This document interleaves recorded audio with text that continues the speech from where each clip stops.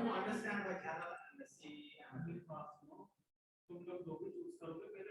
hello.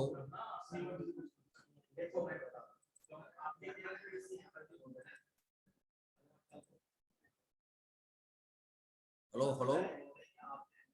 Hello. Hello.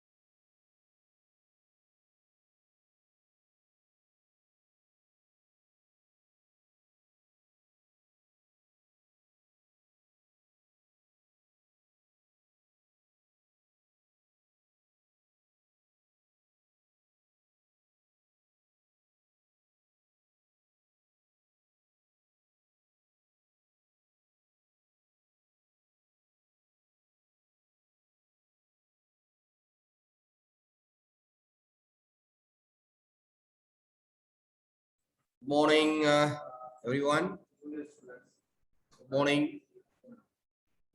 So let's start with this. We'll continue with this. What we call QC.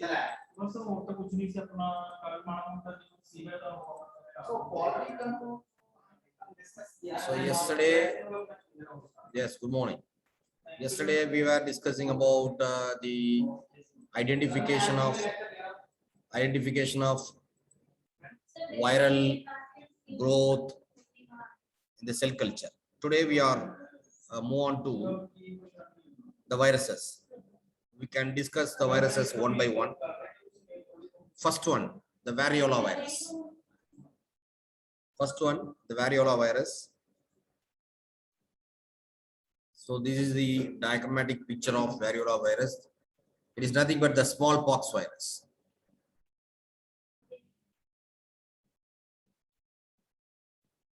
Right. It is a brick shape, non-envelope. It is the largest animal virus, measures 200 nanometer. It is a brick shape, non-enveloped virus. It is the largest animal virus, measures 200 nanometer. The virus contains double-stranded DNA. The multiplication takes place in the host cell cytoplasm. The multiplication takes place in the host cell cytoplasm.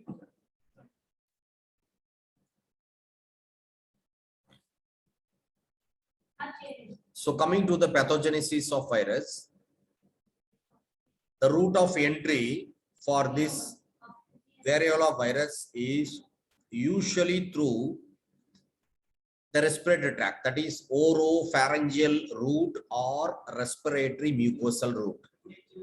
So it is usually enters into our human body through the respiratory tract route. The virus also can enter through a skin and sometimes rarely through conjunctiva or placenta.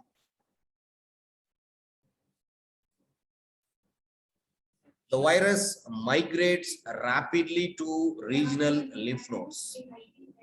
The virus migrates rapidly to regional lymph nodes. Asymptomatic viremia occurs on third or fourth day of infection. Asymptomatic viremia occurs on third or fourth day after infection, which further dissemination of the virus to spleen, bone marrow, and other lymph nodes. That means after the third or fourth day after infection, then the virus spreads to the other organ like spleen, bone marrow, and other lymph nodes. Then after that, secondary viremia. That is, what is viremia actually? Viremia is nothing but the mixed condition of virus in the blood. That means once the viral infection is happened, once the virus enters into the body, then after its multiplication, it will mix in our blood. So the presence of virus in our blood is called viremia. The presence of virus in our body, not in our body, in our blood, particularly blood. The presence of virus in the blood is said to be viremic condition or viremia. The presence of, if it is bacteria, if bacteria is present in our blood, then it is bacteremia. Right? If the bacterial toxin is present in our blood, that is toxemia. Okay. So the presence of bacteria is called bacteremia, and the presence of virus in our blood is viremia. So what happens in the third or fourth day after infection, from blood it will spread to spleen, bone marrow, and other lymph nodes through the bloodstream. Then in the 8th or 12th day, 8th to 12th day, secondary infection, secondary viremic condition happens. That is followed by onset of fever and toxemia. The spleen, lymph nodes, kidneys, liver, bone marrow, and other visceral organ also may contain large amount of viruses.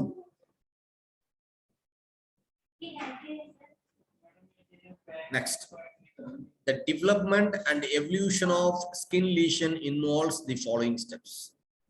So there will be dilation of the capillaries in the papillary layer of the dermis that occurs initially. First, blood capillaries will be dilated, and the papillary of the dermis layer, dermis means skin, it will be affected, and followed by the swelling of the endothelial cells in the vessel walls. And this condition is called perivascular coughing. There will be a cuff-like surrounding border, like leukocytes about a blood vessel absorbed sudden infection with lymphocytes, plasma cells, and macrophages can be seen. Then the lesion then develop in the epidermis where the cells become swollen and vacuolated. That means vacuoles will be formed in that. Characteristic inclusion bodies can be found in the cytoplasm. The inclusion body, Negri body, everything I have told you in the initial class itself. Then the cells increase in size and the cell number membrane will be ruptured. So the cell will be inflamed, it gradually swollen, and finally the cell membrane ruptures that leads to the vesicular lesion. And this is the condition of smallpox, variola infection. Then pustulation results from the migration of polymorphonuclear cells into the vesicle. So on each vesicle, pustulation means pus formation will be there. Then along with polymorphonuclear cells, the content of the pustule gradually become desiccated. What is called inside the pustule, the content will be there. It will be slowly desiccated, means it will be breakdown and leading to crusting or scabbing of the lesion. So when the lesions will be slowly broken down and will be oozes out. So the re-epithelialization and scarring occurs as the lesion heals. Then when the lesion heals, that will forms a scab. When the lesion, even though the lesion heal, then it will form a scar or scab. Death most commonly results from due to the toxemia, probably associated with the circulating immune complexes. Other long-term sequelae include along with that secondary infections, bacterial infection like encephalitis, blindness, and arthritis will also happen. The initial diagnosis of smallpox is mostly likely based on history and physical examination findings.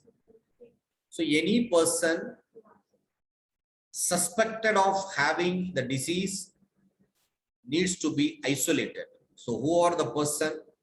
Just you are suspecting that person is having smallpox. So that person, first he should be isolated. Then people caring for the patient should use strict isolation barrier technique to protect themselves and others from exposure. Throat swab is useful in the diagnosis of smallpox. The test include taking a sample from a freshly opened pustule. So if you want to diagnose the smallpox, so you have to take the throat swab. Otherwise, the sample just you open the pustule and take the sample. So these two things are useful in the diagnosis. For suspected cases of hemorrhagic smallpox, the doctor may sample fluid from spinal tap. So under certain condition, the cytoplasmic inclusion body, that is also called as coronary bodies, may be visible within these cells. If you observe the cells under microscope, you can find the inclusion bodies. So this is also evidence of smallpox infection. The treatment is nothing but smallpox vaccine. In one class, I will explain you what is vaccine, how it works, what are the types of vaccine. I will explain you in another class.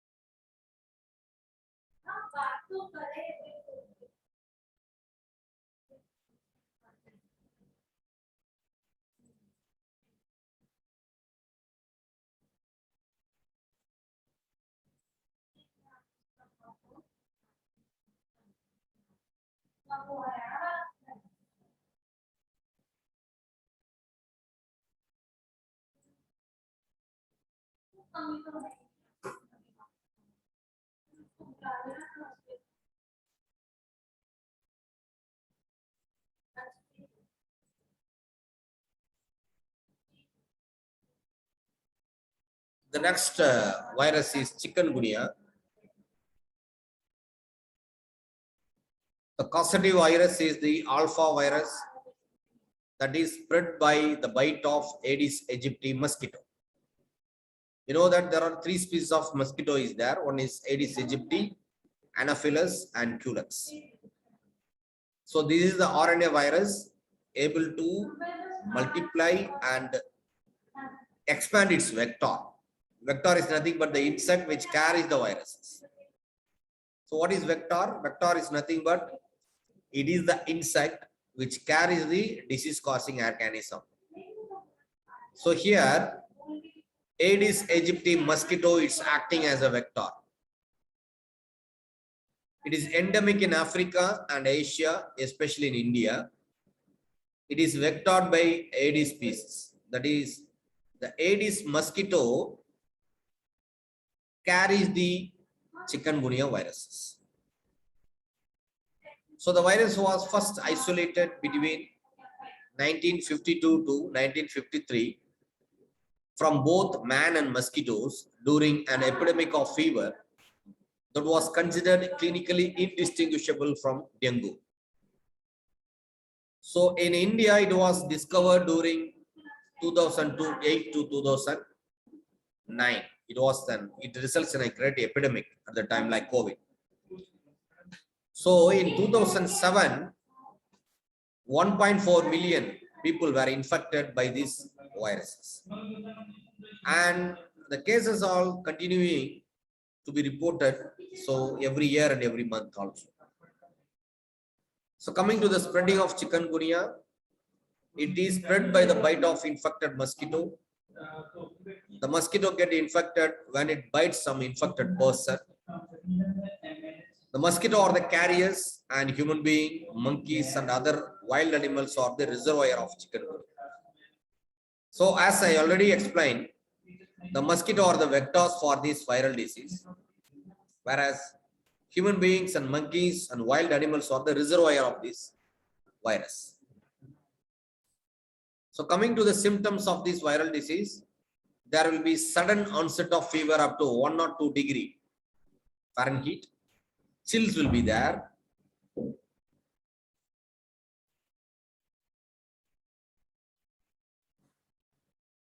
Nausea, vomiting, joint pain or without swelling, low back pain, rash, almost always self-limiting.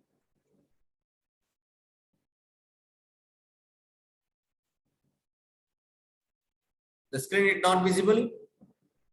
The screen is not visible to you, all of you. So the screen is visible, but the slides are not. It's just the desktop which is being shown. Okay.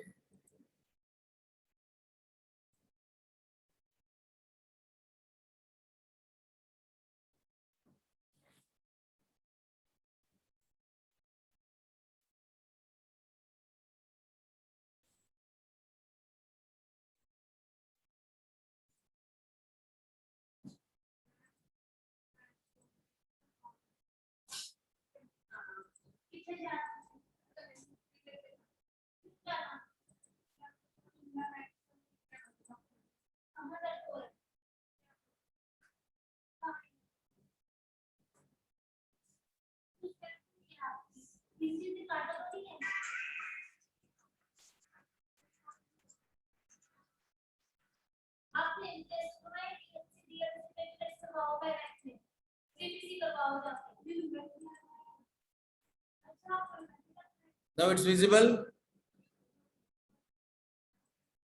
Now it's Yes, visible. sir. Okay. Yes, sir. So may I start from the beginning? You want me to Yes, start? please, sir.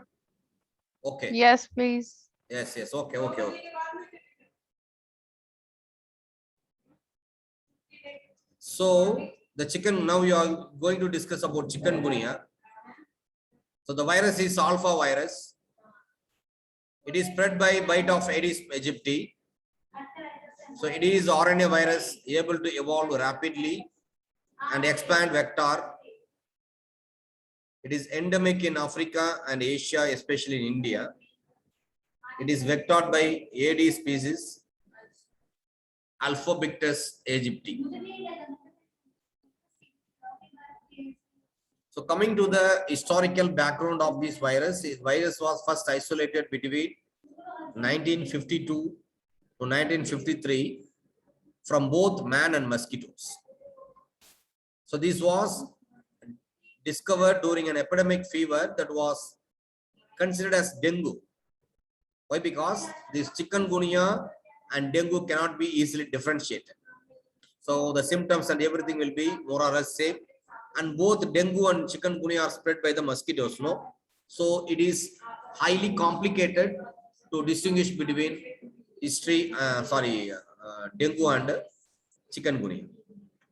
In 2000 to 2008 to 2009, it was recorded as an epidemic in India. So in 2007, 1.4 million people were infected. So the cases continuing to be reported every month. So coming to the spread of chikungunya, it's spread by the bite of infected mosquito. Mosquito get infected when it bites some infected person. So mosquitoes are the carriers and human being. Monkeys and other wild animals are the reservoir of chikungunya.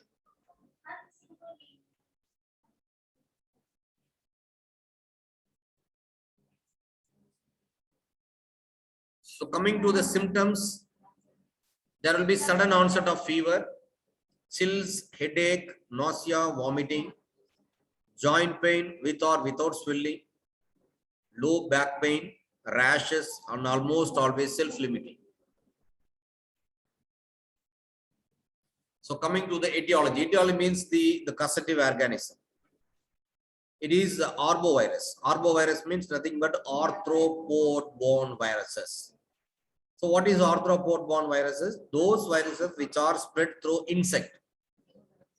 Those viruses which are spread through insect are arthropod-borne viruses. Arthropods means insect. That means arthropod means leg, arthro means insect, joint. Arthro means joint, pod means legs. So arthropod means those organisms which have jointed legs. So insects comes under arthropods. Why? Because insects mostly contain jointed legs. So these are arthropod-borne viruses. That means these are all transmitted through insect. Okay. Then it's RNA virus. The family is Pathogenidae. The genus is alpha virus, and the name of the virus will be chikungunya.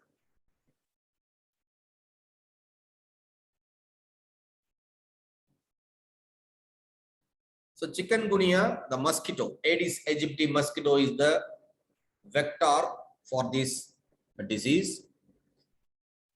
This mosquito is the carrier of the virus and causing the disease. It is a household breeder and it bites in daytime. It is a household breeder and it bites in the daytime. Then in this Aedes aegypti mosquito, tiger mosquito, it plays a role in spreading the disease.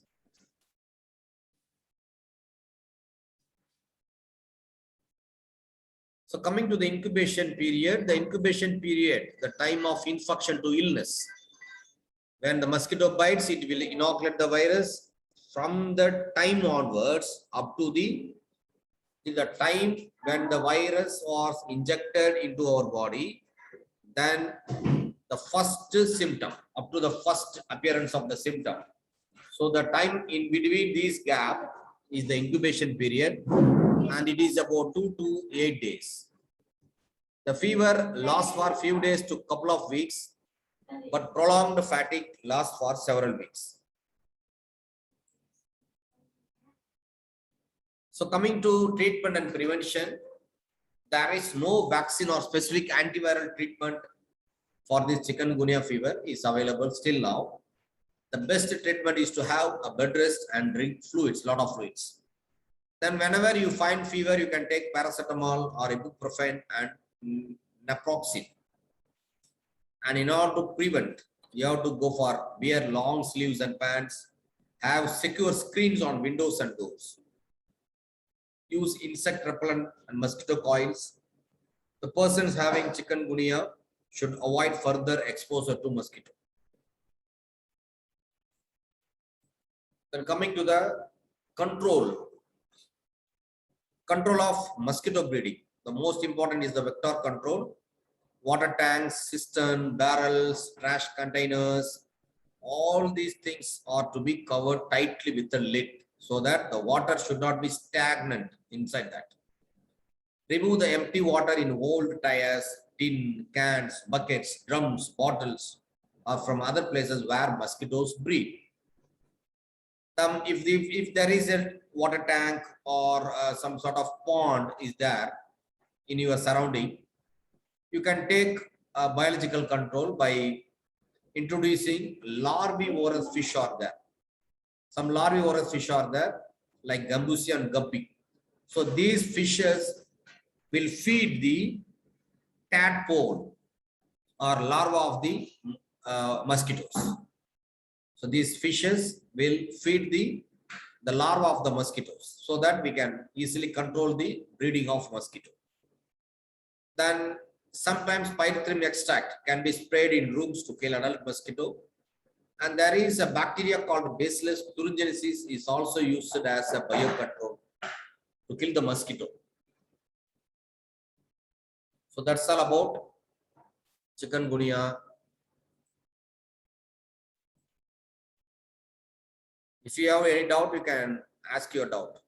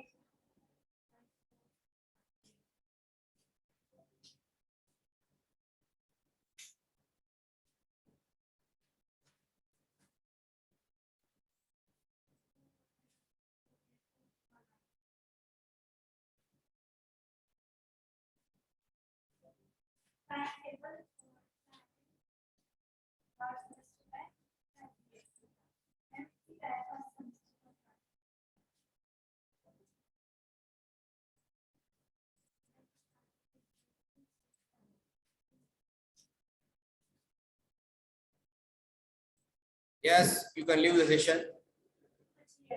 Yes, you can leave the session.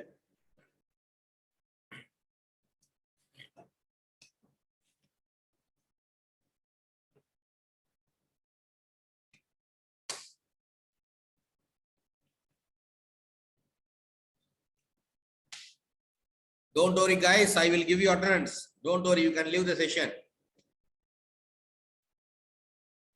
Even though you have joined in the last minute, don't worry, I will give you attendance. You enjoy. Sir, I wanted to ask Oh, yes. where we have to do the homework task because space is not provided on BB. Okay, so let me see in that. Don't worry, don't. Why you are in a hurry? I will let you know. Who's that? Okay, sir. Sanjana, just open your camera.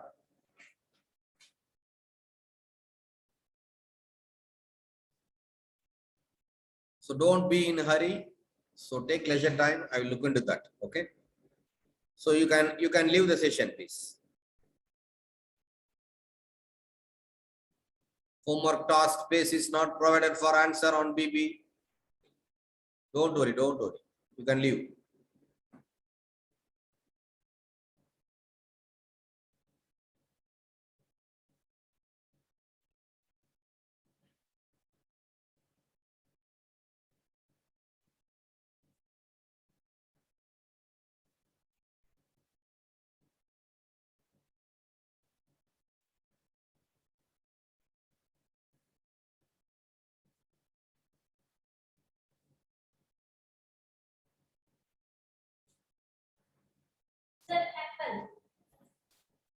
Just one piece.